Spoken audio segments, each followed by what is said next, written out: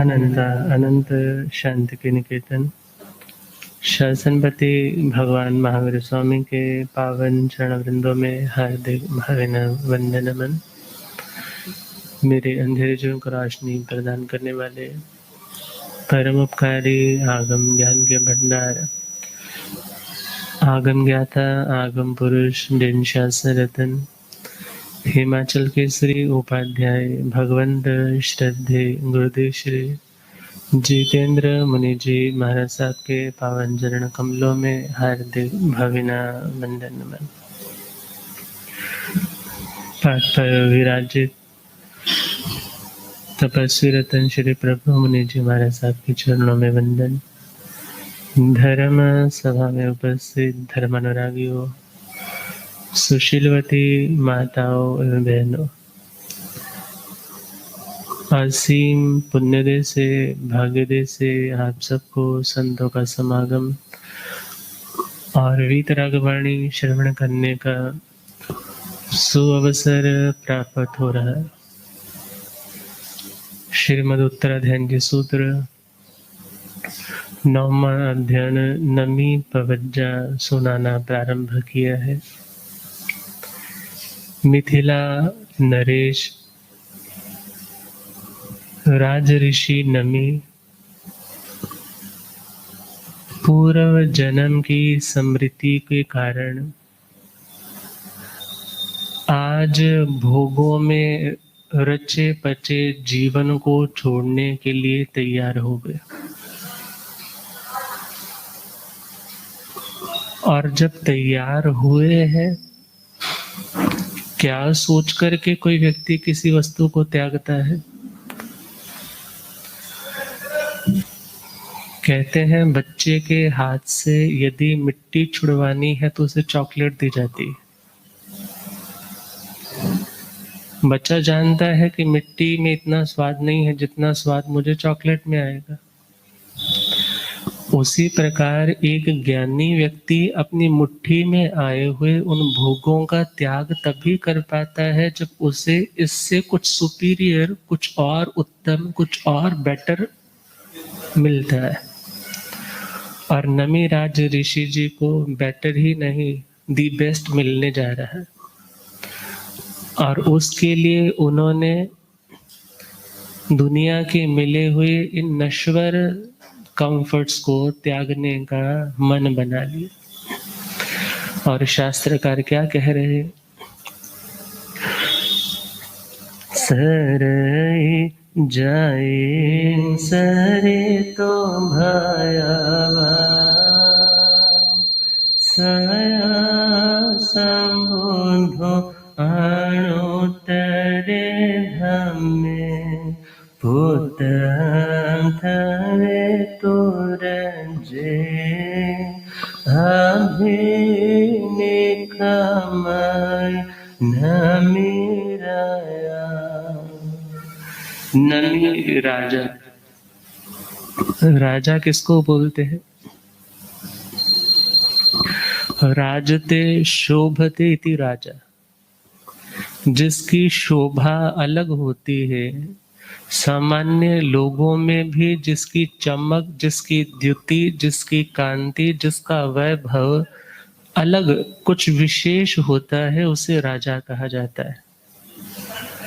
और देखा जाए नमी राजा, पहले तो हम चले इनका नाम ही नमी क्यों पड़ा? याद करो, जब मदन रेखा के हाथों से तो वो बच्चा जा चुका है, वो तो झोली में टांग करके शुद्धि के लिए सरोवर पर आ गई थी। और जो राजा वहां से लेकर के गया, उनके जितने भी शत्रु थे जो पहले बहुत चैलेंज करते थे, बहुत उसको धमकाते थे, जैसे ही नमी महाराज उनके गृह आंगन में पहुंचे, वे लोग स्वयं चल करके आकर के ही उन सब ने अधीनता स्वीकार की। और वह राजा सोचने लगा पदम रथ कि मिथिला में जब से मैं इस बच्चे को लेकर के आया हूँ, मेरे शत्रु भी मेरे आगे झुकने लग पड़े। इसलिए इसका नाम क्या रखा जाएगा? नमी। और देखिए, जो खुद विनम्र है वही दूसरों को भी विनम्र बना सकता है। आपने देखा होगा, आप यदि अकड़ करके रहते हो ना, सामने वाला आपको रोज विश करता है, रोज आपके आगे झुकता है, रोज आपको नमन करता है। आप ना कभी प्रेम से आशीष देते हो और ना उसको कभी पुचकारते हो। समय के साथ साथ हो सकता है व्यक्ति आपको वो वंदना नमन करना भी बंद कर दे, और फिर आप सोचोगे अरे ये क्या हुआ। और देखा जाए, सामने से कोई मिलता है और आप भी उसको ग्रीट करते हुए सामने से झुक जाते हो। झुकते हो कि नहीं झुकते? उसने नमन किया और आपने भी आगे से क्या कर दिया? नमन कर दिया। कहते हैं एक जगह एक सम्राट जो जा रहे थे और मजदूरी करने वाला एक मजदूर, वेरी लेबोरियस, बहुत लेबर करने वाला आदमी था, उसने देखा हमारे सम्राट जा रहे हैं, और उस व्यक्ति ने अपने सिर पर जो पगड़ी सी बांधी थी उतारी और उनको झुक करके प्रणाम किया। और उसी के साथ उस सम्राट ने भी अपने सिर पर जो हैट बांध रखा था, हैट डाला हुआ था, वो उतारा और उसके अभिवादन को स्वीकार किया। साथ चलने वाले व्यक्ति ने बोला राजा के, अरे वो 2 टके का आदमी, और आप उसके आगे अपना अपना ताज उतार रहे हो।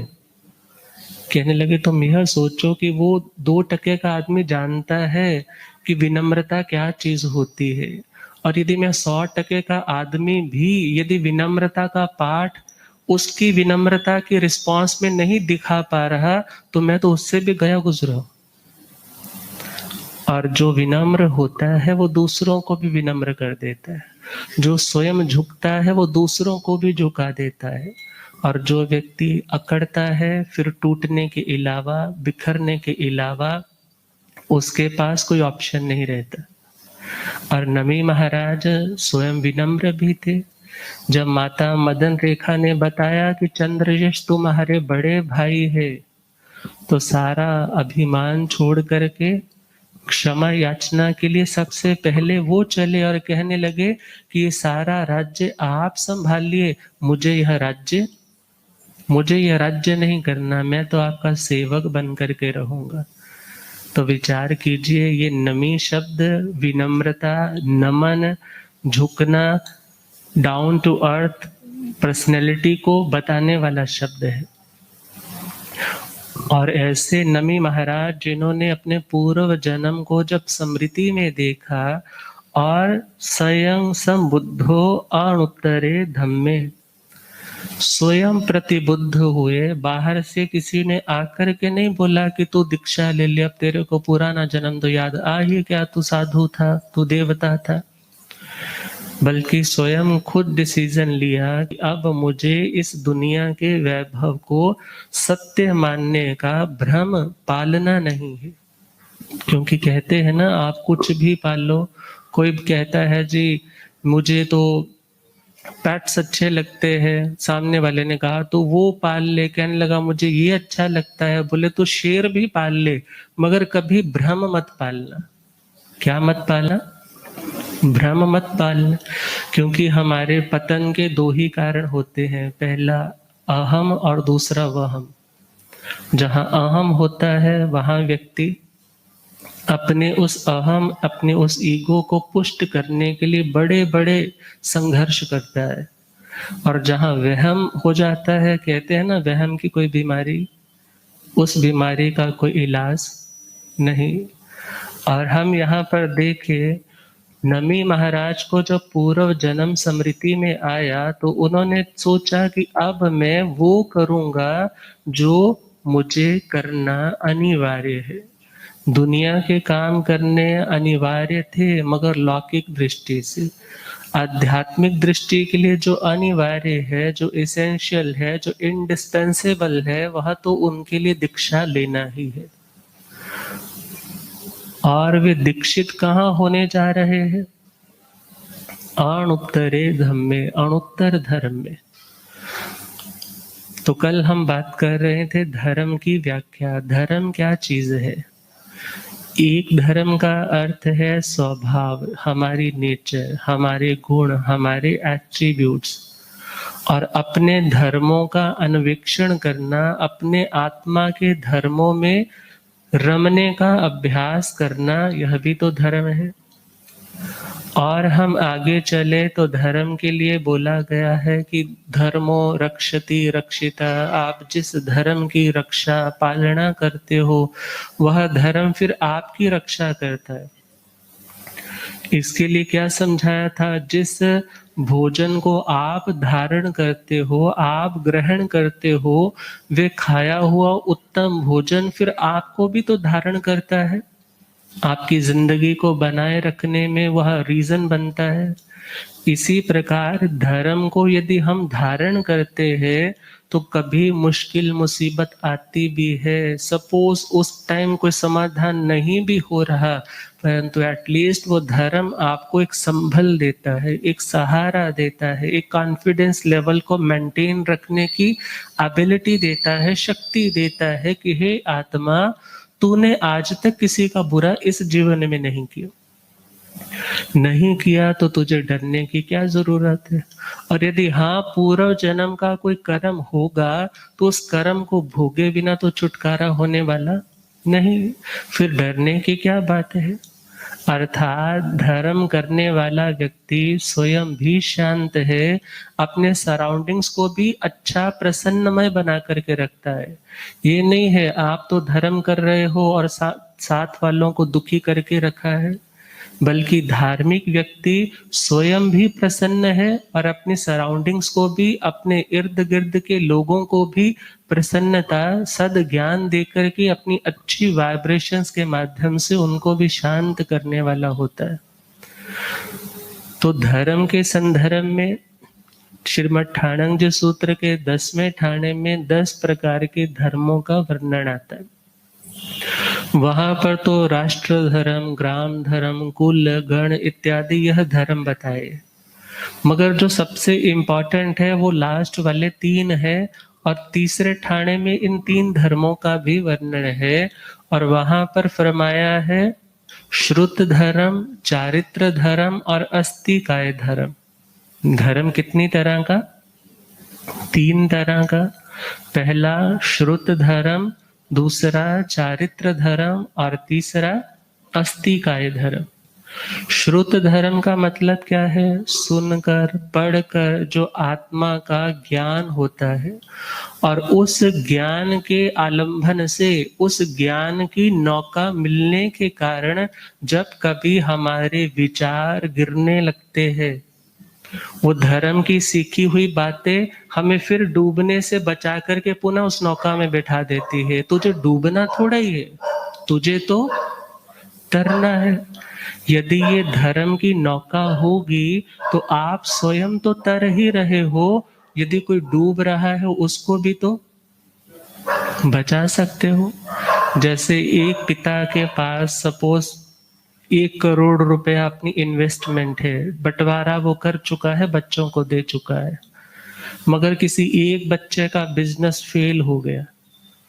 अब उसको हेल्प करने के लिए पिता तब भी उसको सपोर्ट दे सकता है यदि उसके पास भी अपना इंस्टॉल है, उसके पास भी अपना इन्वेस्टमेंट डिपॉजिट है, पैसा उसके पास जमा है।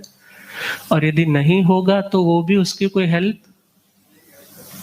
इसी प्रकार यदि आपके पास श्रुत ज्ञान है तब तो आप दूसरे को भी अच्छी सुजेशन दे सकते हो। कोई दुखी है, कोई परेशान है, अधर्म के रास्ते पर बढ़ने जा रहा है, बड़ा तनाव में है, गलत क्रियाओं को सही कहने लग पड़ा है, यदि आपके पास ज्ञान है तो आप उस आत्मा को डूबने से बचा सकते हो, आप उसके तरने का कारण बन जाओगे।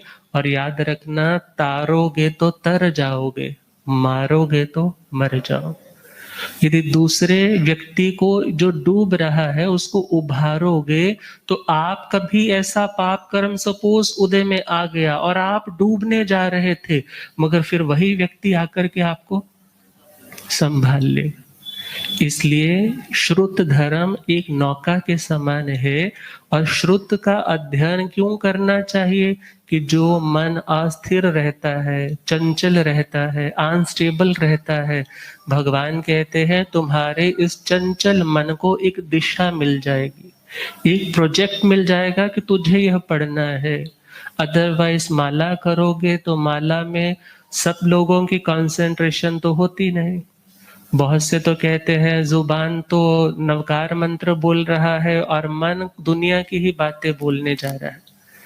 मगर हम देखें माला का अपना महत्व है यदि वह भी कंसंट्रेशन से की जाए, क्योंकि वह भी हमारे दर्शन मोहनीय कर्म का सूक्ष्म करने का कारण है यदि भक्ति पूर्वक की जाए। हमारे सम्यक दृष्टिपने का बड़ा मजबूत कारण है यदि वह भक्ति के स्तवन भी श्रद्धा के साथ बोले जाए। मगर हम देखें जिन लोगों का माला में मन नहीं लगता उनके लिए कह देते हैं जी तुम अनापूर्वी पढ़ लो, अनापूर्वी में तुम्हारा ध्यान फोकस रहेगा। मगर उससे भी उत्तम चीज क्या है कि तुम स्वाध्याय करो। स्वाध्याय भगवान कहते हैं सज्जाय सब दुख विमुखणे। जो स्वाध्याय है वो सभी दुखों से हमारी आत्मा को मुक्त करवाने वाला है। क्योंकि सही नॉलेज होगी तो हम गलत बातों की धारणाएं नहीं मन में बनाएंगे, हम गलत को सही नहीं मानेंगे। जब ज्ञान होगा तभी तो यह हम जान पाएंगे ये कर्म करने वाला आत्मा, भोगने वाला आत्मा। हमें परिस्थितियों को किसी प्रकार से कोई दोष नहीं देना, दोष तो अपने ही कर्म का है। तो जो मन दूसरों को दोष देने में एनर्जी लगा रहा था, अब वही आत्मा अपने में बैठे हुए उन दोषों को दूर करने की कोशिश करता है कि मेरी जिंदगी में अब शांति हो जाए। तो श्रुत धर्म शास्त्र स्वाध्याय क्यों करना चाहिए? क्योंकि हमारा मन जो अस्त व्यस्त रहता है उस अव्यवस्थित मन को एक व्यवस्थित मार्ग मिल जाता है। और यदि हमारा मन डूबने जा रहा है, कुछ गलत सोचने करने जा रहा है, अच्छा पढ़ा होगा, अच्छा सुना होगा, उसका संस्कार हमारे भीतर है और वह उसी टाइम उदय में आकर के आपको बोलेगा तूने ये काम नहीं करना। अच्छा पढ़ा था, अच्छा इंस्टॉल किया था, अच्छा आपने इनपुट डाला था, तो यदि कुछ ऐसा गलत करने का माहौल बनने भी जा रहा था, गलत सोचने के लिए आप बढ़ने भी जा रहे थे, मगर उसी समय आपके उस ज्ञान ने वो लगाम खींची, तुझे ऐसा नहीं सोचना, नहीं बोलना, नहीं करना। यदि बोला गया, सोचा गया, किया गया तो उसका पश्चाताप करके उस कर्म के बंधन को शिथिल कर लिया जाए, ढीला कर लिया जाए। अब श्रुत के इस स्वाध्याय के देखा जाए तो 5 अंग है, वाचना, पृच्छना, परिवर्तना, अनुप्रेक्षा, धर्म कथा। आप वाचना ले रहे हो, एक लेक्चर अटेंड किया जाता है और एक लेक्चर डिलीवर किया जाता है। यदि मैं इस समय आपको समझा रहा हूं भगवान की वाणी तो ये वाचना दी जा रही, और आप सुन रहे हो तो वाचना ली जा रही है। और ये दोनों ज्ञान प्राप्ति में पहला कारण है। 5 कारण है स्वाध्याय के लिए, 5 अंग है कि इन 5 अंगों की संपूर्णता से ही आपका स्वाध्याय कंप्लीट होता है। अदरवाइज हमारी बॉडी का भी एक भी अंग कम हो जाए तो उस व्यक्ति को क्या बोलते हैं? अपंग या हैंडीकैप बोलते हैं। मगर जब हमारे स्वाध्याय के ये 5 अंग कंप्लीट है तभी हमें पूर्ण लाभ मिल पाता है। तो पहला है वाचना, दूसरा है पृच्छना, समझ में नहीं आया आकर के पूछा, भक्ति पूर्वक पूछा, उनको नीचा दिखाने के लिए नहीं, जस्ट कि मेरे समस्या का, शंका का, डाउट का समाधान हो जाए, इस भावना से पूछा। परिवर्तना, जो सुना है, जो आपने लिखा है, फिर उसको फिर आप बार बार रिवाइज कीजिए, उसको रिकॉल कीजिए। अनुप्रेक्षा, फिर उसके ऊपर चिंतन मनन कीजिए, ये कैसे, वो कैसे, उस बुक में तो ऐसा लिखा था, उसमें ऐसा लिखा था, वहाँ तो ऐसा सुना था। उन सभी बातों के ऊपर जब आप चिंतन करते हो, आप चर्निंग करते हो, तो आपको एक मक्खन, एक एंड रिजल्ट मिलता है कि हाँ, इन सब बातों का सार यह है। और जिसने वो मक्खन पाया है ना, वही धर्म कथा कर सकता है, वही सामने वाले को धर्म का उपदेश दे सकता है, अच्छी प्रकार से समझा सकता है। मगर जिसका अपना चिंतन नहीं है, जिस व्यक्ति ने अपनी लाइफ के साथ उन बातों को रिलेट करके समझने का प्रयास ही नहीं किया, फिर वह व्यक्ति दूसरों को समझा भी कैसे पाएगा? और जब समझा नहीं पाएगा तो दूसरे पर असर ही नहीं होगा। इसलिए भगवान ने क्या कहा, जो व्यक्ति इन 5 अंगों का अर्थात स्वाध्याय के 5 अंगों की आराधना करता है, वह व्यक्ति भी धर्म कर रहा है। धर्म मीन्स जो हमें दुर्गति से उठा करके कहाँ पहुंचा दे? सदगति में, अर्थात रिप्लेसमेंट हो जाए। किस चीज की? हमारी दुर्दशा से हम सुदशा में ट्रांसफर हो जाए। तो ये काम ट्रांसफर वाला कौन करता है? धर्म ही तो करता है। आप गलत सोच रहे थे, आप गुस्सा करने जा रहे थे, आप किसी के साथ लड़ने जा रहे थे, मगर आपने सुना था, अच्छा सुना था कि कर्म बंधन होता है, मन अशांत होता है, सेहत अपनी खराब होती है, और ये वैर के बंधन जन्मों जन्मों तक नहीं खुल पाते। और आप उतनी देर, जैसे ही आपको वो बातें याद आई, आप थोड़ा ठंडे पड़ गए। अब विचार करो, वो शांत आपको किसने किया?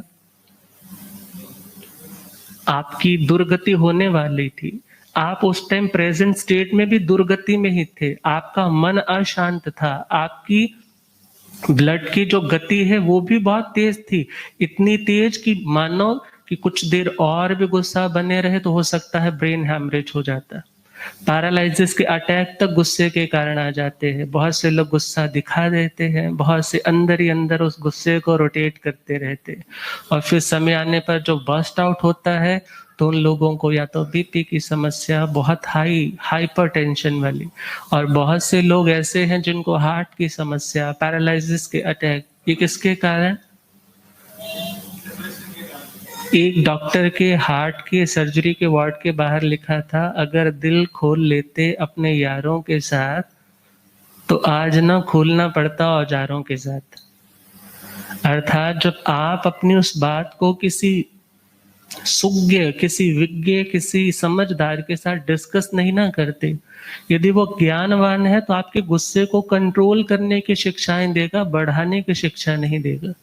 और वो अच्छी शिक्षा तभी दे पाएगा यदि उसके पास अच्छा ज्ञान होगा, और अच्छा ज्ञान पाने के लिए हमें अच्छा पढ़ना होगा, अच्छा सुनना होगा। तो पहला कारण हमारी सुगति का, हमारी अच्छी दशा का, हमारी जिंदगी में खुशी लेकर आने का पहला कारण है स्वाध्याय, और जिसका नाम है श्रुत धर्म की आराधना। दूसरा है चारित्र धर्म। कौन सा धर्म? चारित्र धर्म। चारित्र को चारित्र क्यों कहते हैं? चय रिक्ति करणात् इति चारित्रम। चय का मतलब होता है इकट्ठा किया हुआ। पुराने जमाने में कोठे होते थे, और उन कोठों में बड़े बड़े ड्रम भी होते थे, और वैसे भी वो अनाज आता सारा स्टोर करते रहते। तो उसका नाम तो है चय, इकट्ठा किया हुआ। और उस इकट्ठे किए हुए को रिक्त, खाली करने का नाम चारित्र। जो कार्मिक अकाउंट है, आत्मा के अंदर ही वो बहुत बड़ा भंडार है। देखा जाए कार्मिक अकाउंट, आपकी जो मेमोरी कार्ड होता है कितना छोटा होता है, वो तो फिर भी नजर का, आपकी दृष्टि का विषय है, मगर कार्मण शरीर हमारी दृष्टि का विषय कहाँ बन पाता है? अब हम देखिए उसमें वो सारा कार्मिक अकाउंट, आपने मन से अच्छा सोचा, बुरा सोचा, वो कहाँ जुड़ रहा है? आत्मा के अंदर। आपने अच्छा बोला, बुरा बोला, क्या कहाँ जुड़ रहा है? आत्मा के अंदर। आपने अच्छा किया, बुरा किया, कहाँ जुड़ रहा है? आत्मा के अंदर। और यदि आपने शुभ क्रिया की है तो पुण्य बंध रहा है, अशुभ क्रिया की है तो पाप बंध रहा है, मगर शुद्ध क्रिया की है तो उससे कर्मों की विशेष निर्जरा और पुण्यानुबंधी पुण्य बंध रहा है। और अब हम देखें, हर आत्मा के पास बहुत बड़ा भंडार है। एक बार किसी राजा ने पूछा कि महाराज मुझे समझाओ तो सही, ये कर्मों का भंडार कितना सारा है। वो बोले जी एक जगह ना एक बहुत बड़ा, छोटा नहीं बहुत बड़ा शेलर था, और उस शेलर में क्या था, बहुत सारा अनाज स्टोर किया हुआ था। वहां पर एक छोटा सा रास्ता था भीतर जाने का, और बाहर एक चिड़िया थी।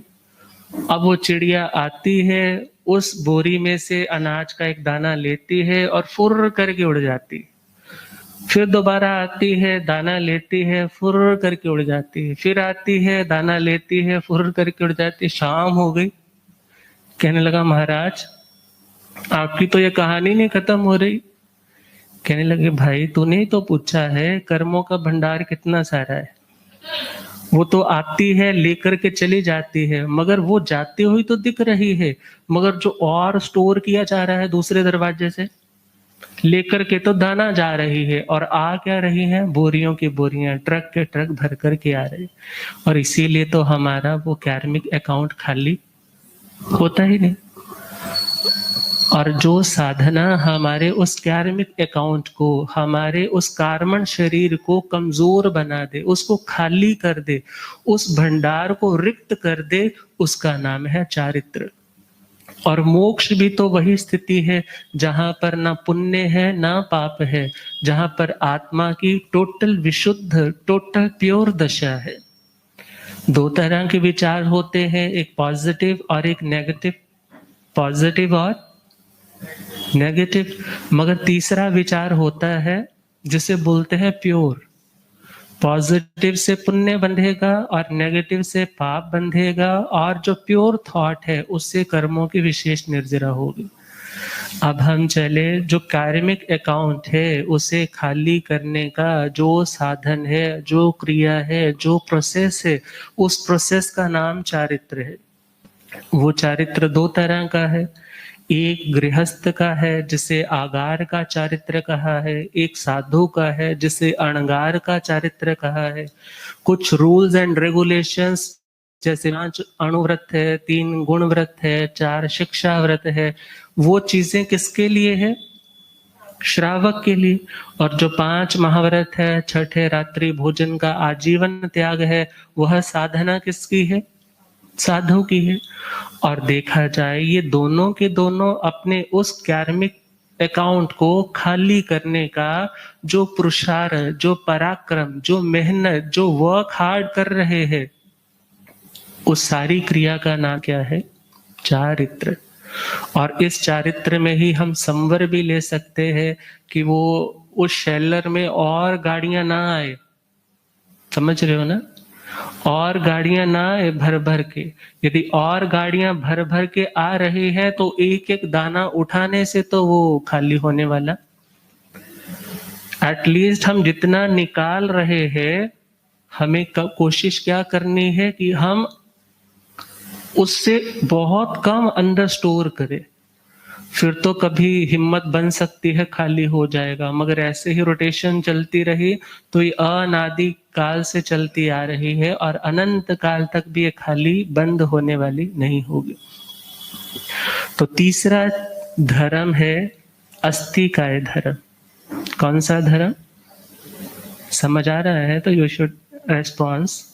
तीसरा धर्म अस्थिकाय। आप ये मत सोचा करो हम प्रवचन में बैठे, ये सोचो हम क्लास में बैठे और क्लास में स्टूडेंट चुप हो जाए तो टीचर क्या बोलता है, वो तो आपको याद होगा। एनीवेज, तो तीसरा धर्म कौन सा, कौन सा, अस्थिकाय धर्म। अस्थि का मतलब है अस्तित्व, अस्थि का मतलब अस्तित्व, एग्जिस्टेंस, जो चीज एग्जिस्ट करती है, जिसकी सत्ता है, उसकी उस अस्तित्वता को, उसकी उस सत्ता को नकारना नहीं। क्या नहीं करना, नकारना नहीं, जिस वस्तु की सत्ता है उसकी सत्ता को स्वीकार करने का नाम है अस्तिकाय धर्म। कोई व्यक्ति कभी ये नहीं कहता कि मैं नहीं हूं, मगर सामने वाले को कह देता मैं तुझे कुछ नहीं समझता, मगर अपने लिए तो कभी ये वर्ड नहीं बोलता कि मैं नहीं हूं। और ध्यान देना है, जिस तरह से आपकी एग्जिस्टेंस है उसी प्रकार सामने वाले की एग्जिस्टेंस है। और इसी के अनुरूप हम देखें तो अस्तिकाय धर्म, जहाँ पर धर्मास्तिकाय का भी अपना अस्तित्व है, अधर्मास्तिकाय का है, आकाशास्तिकाय का है, जीवास्तिकाय का है, पुद्गलास्तिकाय का है, इन सभी अस्तिकायों का जहाँ पर अस्तित्व है और उनके अस्तित्व को जो मानता है, स्वीकार करता है, उसको आस्तिक बोला जाता है। और हम देखें, जो व्यक्ति स्वर्ग को भी मानता है, किसको मानता है? और नरक को भी मानता है, जो कर्म को भी मानता है, बंधन को भी मानता है, निर्जरा को भी मानता है, मोक्ष को भी मानता है। जो मानता है, किसे मानता है? जो एग्जिस्ट करता है। किसे मानता है? जो एग्जिस्ट करता है, उसे जैन परिभाषा में आस्तिक कहा जाता है। क्या कहा जाता है? आस्तिक कहा जाता है। और यदि संस्कृत ग्रामर के अकॉर्डिंग चले तो जो व्यक्ति अस्ति लोकः अस्ति परलोका इति एवं मतिर्यस्य स आस्तिका, जो व्यक्ति यह मानता है कि लोक भी है परलोक भी है, मीन्स ये लोक भी है और परलोक भी है, तो उसे क्या बोलते हैं? आस्तिक। और जो व्यक्ति इन दोनों को नकार देता है कि ना ये लोक है ना परलोक है, या सिर्फ यही लोक है आगे कुछ नहीं है, वह व्यक्ति भी नास्तिक है। और हम दुनिया के लिहाज से चले तो जो व्यक्ति हर वस्तु पदार्थ की एग्जिस्टेंस को स्वीकार करता है, वह व्यक्ति को एग्जिस्टेंस को स्वीकार करता है कि मुझे भी रहने का अधिकार है और सामने वाले को भी अधिकार है। अर्थात एक धार्मिक व्यक्ति किसी व्यक्ति की अस्तित्व को, सत्ता को नकारता नहीं है। वह हर चीज की जो सत्ता है, भले वो जीव है भले वह अजीव है, जिसकी सत्ता है उसकी सत्ता को स्वीकार करता है, उसको बोला जाता है आस्तिक। और इस आस्तिक दृष्टिकोण वाला व्यक्ति भी धार्मिक है। कैसा है? धार्मिक है। जब आप किसी को नहीं मानते, किसी की सत्ता को नहीं स्वीकार करते, किसी की एग्जिस्टेंस को नहीं स्वीकार करते, तो आपके झगड़े भी बढ़ते हैं।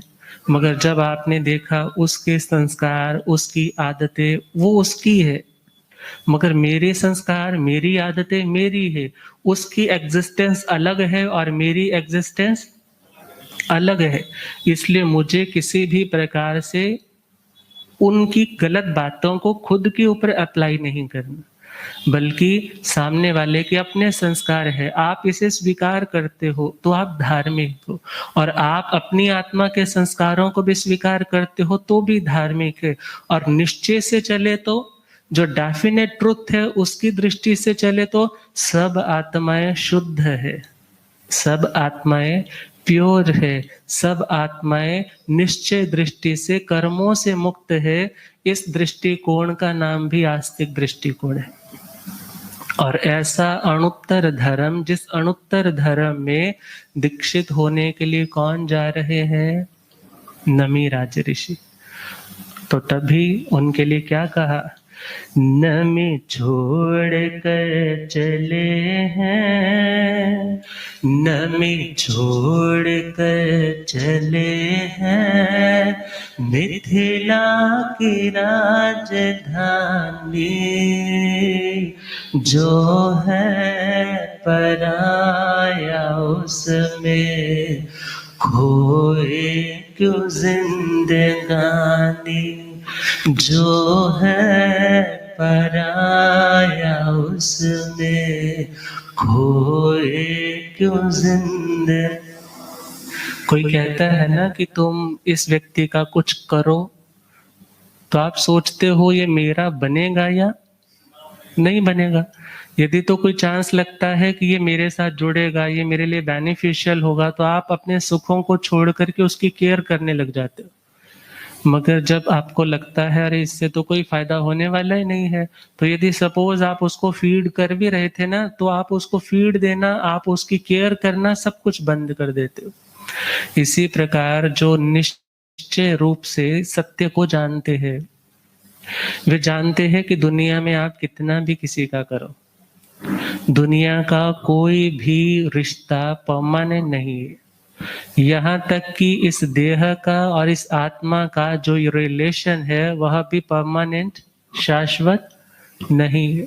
तो ऐसी आत्माएं ही तो फिर गृह त्याग करके साधना के मार्ग पर आती हैं, जो जानती है कि जो अपना है उसको तो छोड़ा नहीं जा सकता, मगर जो अपना नहीं है उसको छोड़ने में तो कोई दिक्कत होती नहीं।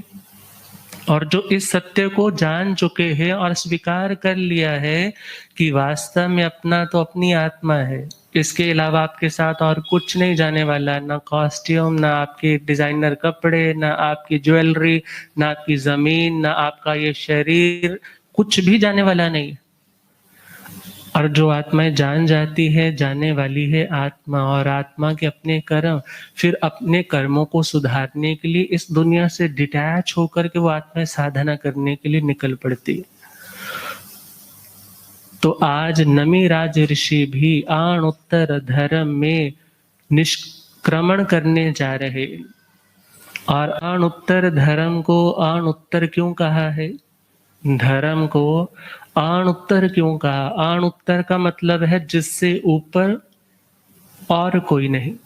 जैसे आप लोग भी कोई ना कोई दुकान करता होगा, सामने वाला आया है, 10 चीजें आपने दिखा दी, फिर लास्ट में आप बोलते हो मैडम जी इससे बढ़िया और चीज आपको पूरी मार्केट में नहीं मिलेगी, आपको सिरसा की मार्केट में नहीं मिलेगी, आपको दिल्ली की मार्केट में नहीं मिलेगी, आप बॉम्बे चले जाओ वहां नहीं मिलेगी। जो सबसे बढ़िया चीज है बस वो आपको दिखा रहा।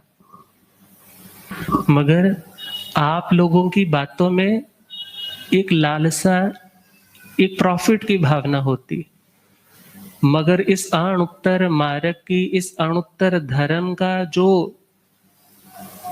प्रकाश है वो भी तो अणुत्तर ज्ञानियों ने किया है, कि जिनके ज्ञान से बढ़कर के और किसी का ज्ञान नहीं।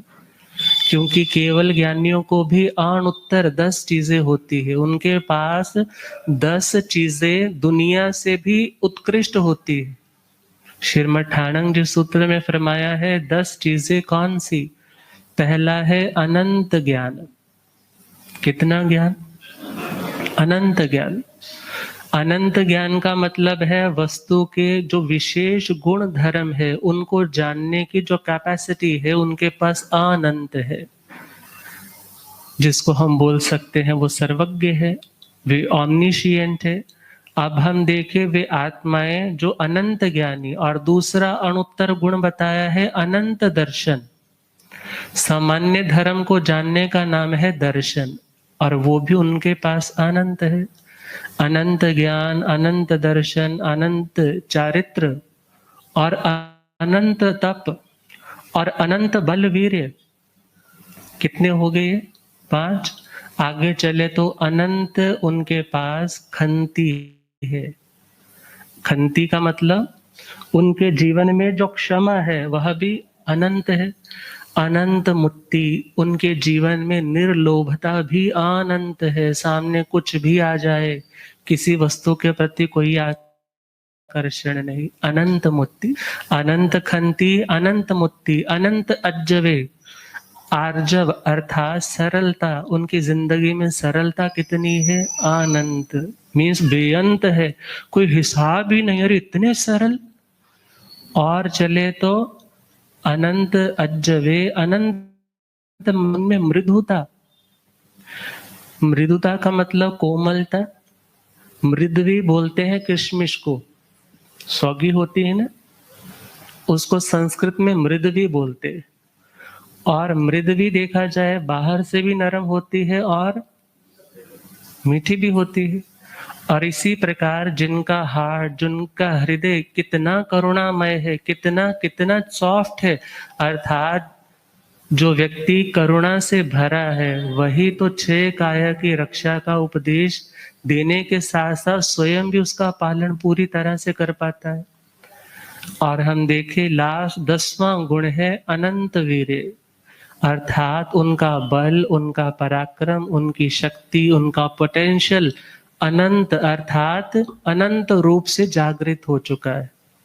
अब हम देखें ऐसे अनंत, ऐसे अणुत्तर, ऐसे 10 अणुत्तर गुणों से युक्त जो केवली भगवान है, और उनमें भी जो तीर्थंकर भगवान है उनके द्वारा जो बताया गया धर्म है, उनके द्वारा जो कहा गया धर्म है, वो भी तो अणुत्तर ही होगा, वो भी तो उत्कृष्ट ही होगा।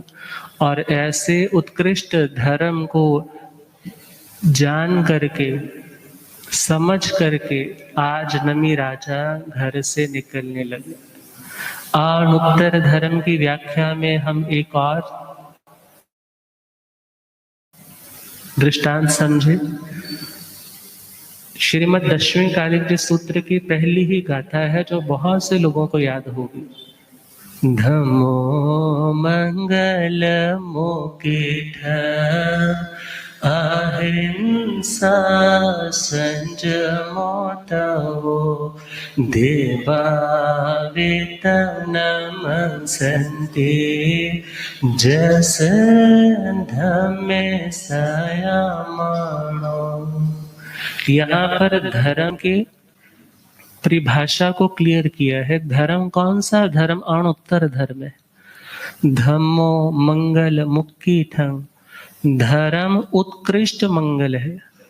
धम्मो मंगल मुक्कीठं, मुक्कीठं देखा जाए तो एक शब्द है धम्मो, दूसरा है मंगलम, फिर है उक्कीठं मीन्स उत्कृष्ट। धर्म उत्कृष्ट मंगल है। दुनिया में मंगल किसे बोलते हैं? जो विघ्नों को दूर कर दे, जो हमारी जिंदगी के तमाम ऑब्स्टेकल्स को, हिंड्रेंसेस को रूट आउट कर दे, वहां से हटा दे, उसको मंगल बोला जाता है। और कहा दुनिया में जिनको हम मंगल मानते हैं, अच्छा मानते हैं, शुभ लक्षणों वाला मानते हैं, वे लोग तो बहुत बार अमंगल भी हो जाते हैं। पुत्र का जन्म घर में हो तो क्या कहते हैं? आज तो खुशियों का समय है, हमारे घर में कौन आया है? बेटा आया। मगर वही बेटा बड़े होकर के माँ बाप को घर से निकाल करके वृद्धाश्रम में छोड़ आए तो क्या उस बेटे को मंगल कहोगे या अमंगल कहोगे? अमंगल। भरा हुआ पात्र यदि दही का यात्रा के लिए निकल रहे हो, रास्ते में मिल जाए तो कहते हैं आज तो काम बन ही जाए, मगर रास्ते में ही एक्सीडेंट हो गया। अब वो मंगल भी क्या बन गया? अमंगल बन गया। मगर ये दुनिया के मंगल है। मगर भगवान कहते हैं धर्म ऐसा उत्कृष्ट मंगल है जो कभी आत्मा का अमंगल नहीं करता, अर्थात आत्मा की अवनति का, पतन का, डिग्रेडेशन का कारण नहीं बनता।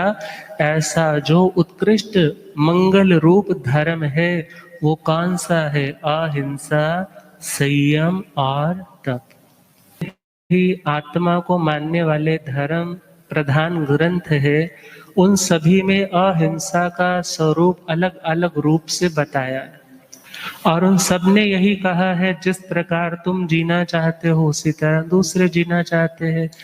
यदि तुम्हें सुख प्यारा है तो तुम दूसरों को भी सुख दो, और यदि दुख चाहते हो तो दूसरों को दुख दो। मगर जितना सूक्ष्म वर्णन जैन धर्म में अहिंसा का आता है, वैसा सूक्ष्म वर्णन अन्य मिलना बहुत दुर्लभ है। गुरुदेव पधार रहे हैं। हो रब मेरा सतगुरु बन के आया, मैनू वेख लैण दे। हो रब मेरा सतगुरु बन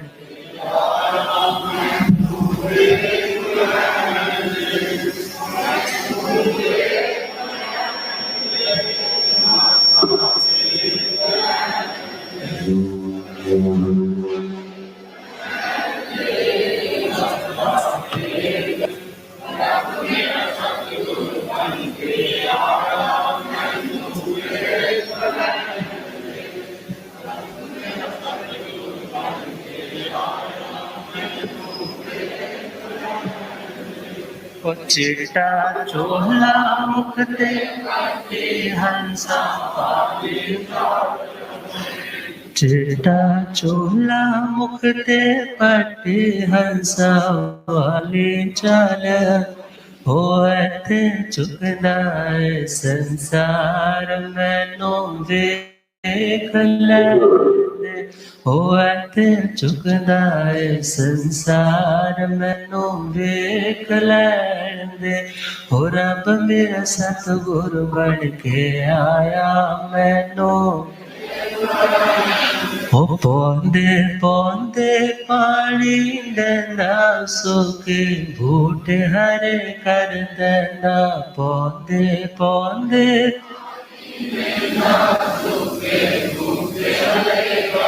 हो खेड़ा माली बन के आया मैनू देख लैण दे हो खेड़ा माली बन के आया मैनू देख लैण हो रब मेरा सतगुरु बन के आया मैनू हो मैनू देख लैण दे के मथा टेक लैण दे ओ मैनू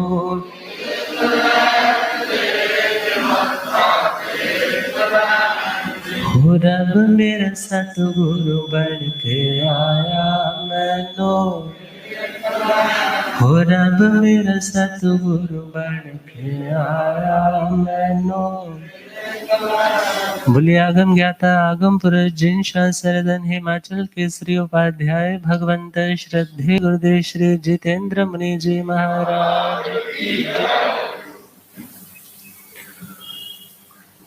तो हम बात कर रहे थे अण उत्तर धर्म की व्याख्या के लिए। जितना सूक्ष्म वर्णन जैन धर्म में अहिंसा का है, जहां पर सिद्धांत के रूप में हिंसा करने की कोई छूट नहीं दी जाती, वहीं किन्हीं किन्हीं संप्रदायों में बलि को भी धर्म का अंग माना जाता है। यज्ञ के लिए हिंसा को हिंसा नहीं अहिंसा ही काउंट किया जाता है। मगर एक जगह यह भी कहा जाता है कि जो प्राणी वध है वो नरक का रास्ता है और जो प्राणी दया है वह स्वर्ग का रास्ता है। तो हम देखें भगवान ने तो इस अहिंसा को, इस नॉन वायलेंस के सिद्धांत को बहुत विस्तृत रूप दिया है कि हम कोई भी कार्य करते हैं या हम स्वयं करते हैं या किसी से करवाते हैं या करने वाले को अप्रिशिएट करते हैं, तीन चीजें होती है ना, उसकी प्रशंसा करते हैं, या स्वयं करना या दूसरे से करवाना या करने वाले को अप्रिशिएशन देना, उसको हल्लाशेरी देना, तूने बहुत बढ़िया किया, या वो आपसे पूछने आया आपने उसको अलाउ कर दिया। और भगवान क्या कहते हैं, यदि वो अच्छा कार्य है तो उन सबकी दलाली तुझे मिलेगी, और यदि बुरा कार्य है तो उस बुराई की भी दलाली किसको मिलने वाली है। यदि किया है तो कर्म का बंधन है, करवाया है तो भी कर्म का बंधन है, करने वाले को अनुमति दी, करने वाले को उस बुराई के लिए आपने शाबाशी दी तो भी आप उसके पाप से लिप्त हो गए। और ये तीनों काम तीन टाइप से होते हैं, मन से, वचन से, काया से। बहुत बार व्यक्ति बाहर से तो कोई हाथ पल्ला उठा नहीं पाता, गुस्सा भी आया है मगर कुछ कर नहीं सकता, मगर मन ही मन कितना कुछ, कितने हथियार बना लेता है, नारकियों की तरह विकुरुणा करके पता नहीं कितना कुछ छोड़ता है। यदि मेरे हाथ में ये होता तो यूं ही मारता, अभी इसकी जुबान खींच लेता, मन से क्या क्या नहीं सोच लेते। तो क्या उस मन से सोचे हुए क्रिया का बंधन नहीं होगा? बंधन तो होगा। जब बोला जाता है मना एव मनुष्याणाम कारणम बंध मोक्ष, ये आत्मा के बंधन और मुक्ति का कारण है। पर थोड़ी ही समय पहले नरकों की यात्रा के लिए भगवान ने फरमाया वो इस समय काल कर जाए तो नरकों में जाए, परंतु जैसे ही उनको आभास हुआ अरे मेरे सिर पर तो बाल नहीं, मैंने तो लोच करके साधु जीवन अंगीकार कर लिया, अब तो मैं सन्यासी साधु बन गया, अब बेटा मेरा घर पे है, भले कोई कुछ करे, भले शत्रु का आक्रमण भी हो, जब मैंने छोड़ ही दिया फिर उसके बारे में मुझे सोचना भी नहीं। मगर उससे पहले वो मन शत्रु आ रहा है, सेना तैयार की जा रही है, युद्ध किया जा रहा है, और उस आरत रौद्र की हिंसक परिणामों के कारण यदि उस समय गति बंधती तो नरक की गति बनती। मगर जैसे ही परिणामों की धारा मुड़ी, परिणाम जो विचार जो गिर रहे थे वो ऊपर की ओर उठे, क्योंकि कहते हैं हमारी एनर्जी का जो फ्लो है वो मोस्ट ऑफ अधोगामी रहता है, नीचे की ओर, नीचे की इंद्रियों की ओर जाता है। मगर जो साधना करने वाले साधक है फिर उनकी एनर्जी का फ्लो ऊपर की ओर, सहस्रार की ओर जाने लग जाता है, और जब वो ऊपर की ओर जाता है तो वही तो उनकी साधना में तेजस लेकर के आता है। और हम देखें प्रसन्न चंद्र राज ऋषि जी के भी परिणामों की धारा जैसे ही मुड़ी है, नीचे से ऊपर की ओर बढ़ी है, देव दुंदुभियां बज उठी। पूछा प्रभु ये केवल ज्ञान किसको हुआ? तो भगवान ने क्या उत्तर दिया, किन्हें हुआ है? उन्हीं प्रसन्न चंद्र राज ऋषि जी को। तो हम विचार करें, मन के परिणाम, मन से भी हिंसा हो जाती है और से भी तो हो जाती है, वचन से जब कठोर तीखा सामने वाले की कमियों को प्रकट करने वाले तीखे व्यंग्यात्मक शब्द बोले जाते हैं, वे शब्द भी तो हिंसा का ही रूप है। और काया के शरीर से होने वाली जो फिजिकल हिंसा है वो तो सबको दिखाई ही देती है, इसीलिए क्या बोलते हैं ये तो हिंसा कर रहा है। मगर भगवान ने जोड़ेट करके इस अहिंसा को बताया, और भगवान ने कहा दुनिया की देवी तुझे कुछ दे चाहे ना दे वो तुम्हारे पुण्य पर डिपेंड है, मगर ये अहिंसा तुझे साता देने वाली। यदि जो व्यक्ति जितना अहिंसक होगा उस व्यक्ति को शांति भी उतनी ही होगी। तो इस धर्म का जो पहला रूप है वो कौन सा है? अहिंसा। और दूसरा रूप है, तीसरा रूप है तप। तो संयम और तप का वर्णन करेंगे, अभी कुछ गुनगुना ले। धर्म कल्याणकारी है, धर्म की महिमा न्यारी है, कभी यह तुम भुलाओ न, कल्याणकारी है, धर्म की महिमा न्यारी है, कभी यह तुम भुलाओ न, लिया शरणा सदा जिसने, किए दुख दूर है उसने, कभी यह तुम हो ना, लिया शरणा सदा जिसने, किए दुख दूर है उसने, कभी यह तुम। माया है जोड़ी लाख करोड़ी, साथ न जावे तेरे कानी भी कौड़ी। माया है जोड़ी लाख करोड़ी, साथ न जावे तेरे काने भी कौड़ी। यही सब छोड़ जाना है, धर्म ही काम आना है। जितना सूक्ष्म वर्णन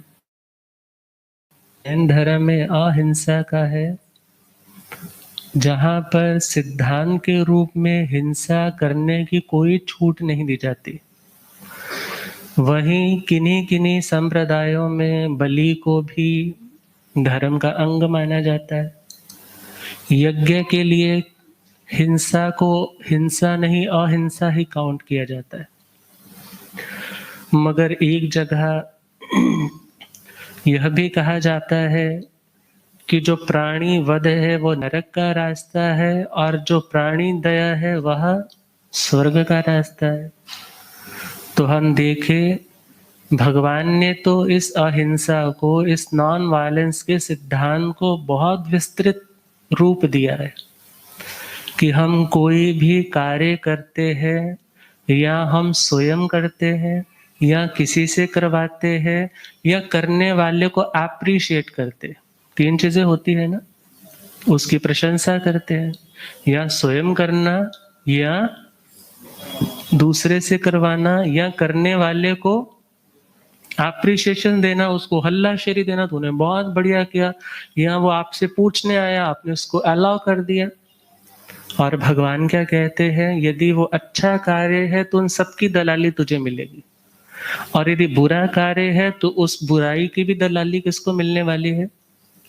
यदि किया है तो कर्म का बंधन है, करवाया है तो भी कर्म का बंधन है, करने वाले को अनुमति दी, करने वाले को उस बुराई के लिए आपने शाबाशी दी, तो भी आप उसके पाप से लिप्त हो गए। और ये तीनों काम 3 टाइप से होते हैं, मन से, वचन से, काया से। बहुत बार व्यक्ति बाहर से तो कोई हाथ पल्ला उठा नहीं पाता, गुस्सा भी आया है मगर कुछ कर नहीं सकता, मगर मन ही मन कितना कुछ, कितने हथियार बना लेता है, नारकियों की तरह विकुरुणा करके पता नहीं कितना कुछ छोड़ता है। यदि मेरे हाथ में ये होता तो यूं ही मारता, अभी इसकी जुबान खींच लेता। मन से क्या क्या नहीं सोच लेते। तो क्या उस मन से सोचे हुए क्रिया का बंधन नहीं होगा? बंधन तो होगा। जब बोला जाता है मना एव मनुष्याणाम कारणम बंध मोक्ष, ये आत्मा के बंधन और मुक्ति का कारण है। पर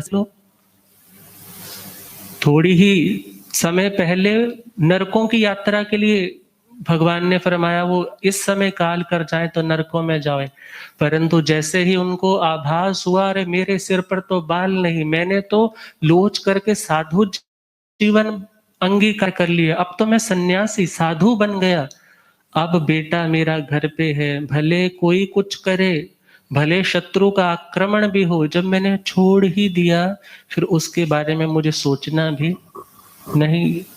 मगर उससे पहले वो मन, शत्रु आ रहा है, सेना तैयार की जा रही है, युद्ध किया जा रहा है, और उस आरत रौद्र के हिंसक परिणामों के कारण यदि उस समय गति बंधती तो नरक की गति बनती।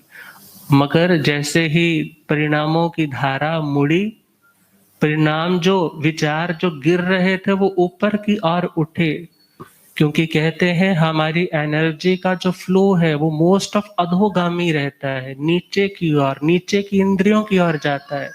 मगर जो साधना करने वाले साधक है फिर उनकी एनर्जी का फ्लो ऊपर की ओर, सहस्रार की ओर जाने लग जाता है, और जब वो ऊपर की ओर जाता है तो वही तो उनकी साधना में तेजस्वी लेकर के आता है। और हम देखें प्रसन्न चंद्र राज ऋषि जी के भी परिणामों की धारा जैसे ही मुड़ी है, नीचे से ऊपर की ओर बढ़ी है, देव दुंदुभियां बज उठी। पूछा प्रभु ये केवल ज्ञान किसको हुआ? तो भगवान ने क्या उत्तर दिया, किन्हें हुआ है? उन्हीं प्रसन्न चंद्र राज ऋषि जी को। तो हम विचार करें, मन के परिणाम, मन से भी हिंसा हो जाती है और से भी तो हो जाती है। वचन से जब कठोर, तीखा, सामने वाले की कमियों को प्रकट करने वाले तीखे व्यंग्यात्मक शब्द बोले जाते हैं, वे शब्द भी तो हिंसा का ही रूप है। और काया के शरीर से होने वाली जो फिजिकल हिंसा है वो तो सबको दिखाई ही देती है, इसीलिए क्या बोलते हैं, ये तो हिंसा कर रहा है। मगर भगवान ने जोरेट करके इस अहिंसा को बताया, और भगवान ने कहा दुनिया की देवी तुझे कुछ दे चाहे ना दे वो तुम्हारे पुण्य पर डिपेंड है, मगर ये अहिंसा तुझे साता देने वाली। यदि जो व्यक्ति जितना अहिंसक होगा उस व्यक्ति को शांति भी उतनी ही होगी। तो इस धर्म का जो पहला रूप है वो कौन सा है? अहिंसा। और दूसरा रूप है, तीसरा रूप है तप। तो संयम और तप का वर्णन करेंगे। अभी कुछ गुनगुना ले। धर्म कल्याणकारी है, धर्म की महिमा न्यारी है, कभी यह तुम भुलाओ न। कल्याणकारी है, धर्म की महिमा न्यारी है, कभी यह तुम भुलाओ न। लिया शरणा सदा जिसने, किए दुख दूर है उसने, कभी यह तुम हो न। लिया शरणा सदा जिसने, किए दुख दूर है उसने, कभी यह तुम। माया है जोड़ी लाख करोड़ी, साथ न जावे तेरे कानी ही कौड़ी। माया है जोड़ी लाख करोड़ी, साथ न जावे तेरे काने में कौड़ी। यही सब छोड़ जाना है, धर्म ही काम आना है, कभी यह तुम भुलाओ ना। यही सब छोड़ जाना है, धर्म ही आना है, कभी यह तुम भुलाओ ना। धर्म कल्याणकारी है, धर्म की महिमा न्यारी है, कभी यह तुम। जितने हैं साथी संग तेहारे, कोई न तेरा मतलबी सारे। जितने साथी संग तेहारे, कोई न तेरा मतलबी सारे। वक्त पर साथ न देंगे, खबर तक भी नहीं लेंगे, कभी यह तुम भुलाओ ना। वक्त पर साथ न देंगे, खबर तक भी नहीं लेंगे, कभी यह तुम भुलाओ ना। धर्म कल्याणकारी है, धर्म की महिमा न्यारी है, कभी यह तुम भुलाओ ना। कभी यह तुम भुलाओ ना।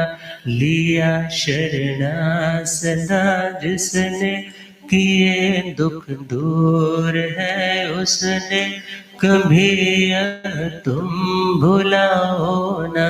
धर्म कल्याणकारी है, धर्म की महिमा न्यारी, कभी यह। और याद रखना, अंतिम समय पास बैठे हुए लोग आपकी उस प्रॉपर्टी को तो लेना चाहेंगे, मगर आपने इतनी समाई की, इतनी तपस्या की, कोई विरला होगा जो कहेगा मुझे और याद रखना, साथ जाएगा अपना कर्म, अच्छा भी। और यदि धर्म किया है तो कहीं भी चले जाओ, कहते हैं विद्या मित्रम प्रवासेषु। हमारी विद्या, हमारा ज्ञान, यदि हम विदेश में भी चले जाए ना, इफ यू आर एजुकेटेड, आपकी रिस्पेक्ट बनी। और यदि पढ़े लिखे नहीं हो, आपके पास कोई ज्ञान नहीं है, कोई विद्या नहीं है, कोई कला नहीं है, तो आप अपने घर में भी इग्नोर कर दिए जाएगा। और दूसरा पॉइंट बताया है, भार्या मित्रम गृहेषु च। और घर में मित्र कौन है? गृहस्थी है, तो बोले तुम्हारा मित्र तुम्हारी पत्नी है। बहुत सी बातें ऐसी है जो तुम अपनी दिल की खोल करके किसी से नहीं कर सकते, वो किससे करते हो? पत्नी से करते हो। और तीसरा पॉइंट, व्याधितस्य औषधम मित्रम, जो व्यक्ति रोगी है उसका मित्र कौन है? बोले उसका मित्र है दवाई। कौन है? दवाई। और धर्मो मित्र मृतस्य च, जो व्यक्ति मृत अर्थात इस दुनिया के इस कॉस्ट्यूम को, इस देह को छोड़ करके जब नेक्स्ट लोकेशन के लिए आगे बढ़ता है, उस टाइम कौन सा मित्र साथ जाता है? तो उस धर्म के स्वरूप को और समझेंगे। आप पूज्य श्रद्धेय गुरुदेव जी महाराज करेंगे। ओम शांति।